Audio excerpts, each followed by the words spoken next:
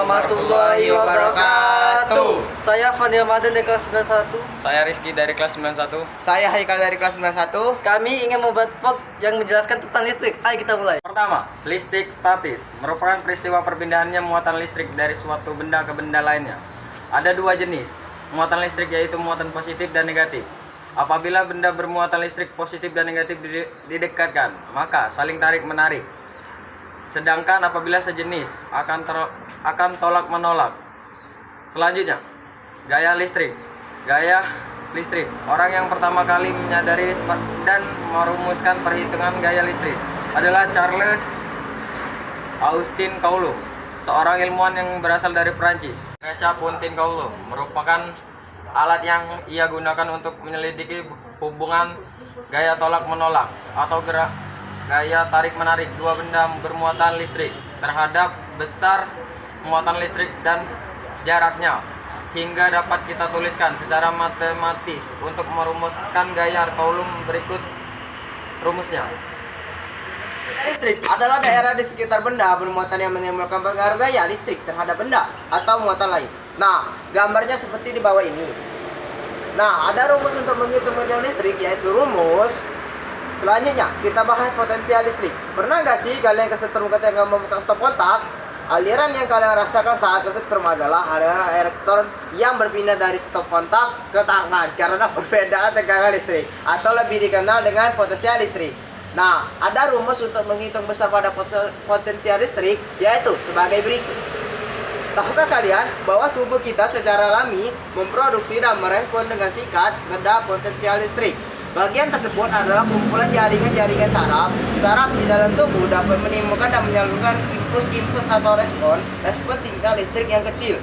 Aliran-aliran listrik kecil di dalam jaringan saraf membawa informasi dari panca indera yang nanti akan diolah oleh otak. Setiap sel saraf terdiri atas 3 bagian, yaitu badan sel saraf dan akson atau neurin. Selain ketiga bagian tersebut, pada sel saraf juga terdapat bagian tambahan berupa sulfur mielin. Mielin sebenarnya bukan bagian sel saraf, tetapi terdiri dari sel pembentuk mielin yang berfungsi menyelubungi akson. Berdasarkan keberadaan mielin, terdapat 2 macam neuron, yaitu neuron yang bersumbu mielin dan neuron yang tidak bersumbu mielin. Nah, setelah membahas listrik statis, kita masuk ke listrik dinamis. Selanjutnya, listrik dinamis. Listrik dinamis adalah aliran muatan listrik pada rangkaian tertutup karena perbedaan tegangan.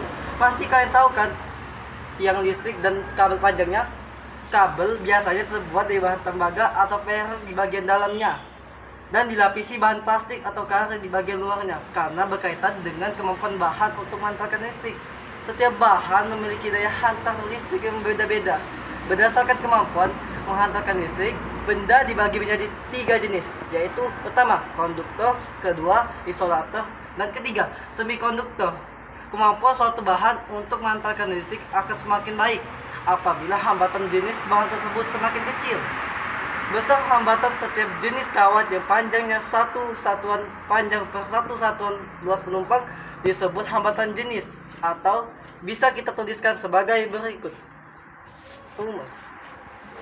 Pada rangkaian listrik dapat ditentukan besar atau arus listrik yang mengalir pada rangkaian dengan menghitung besar muatan listrik yang mengalir pada rangkaian setiap detiknya.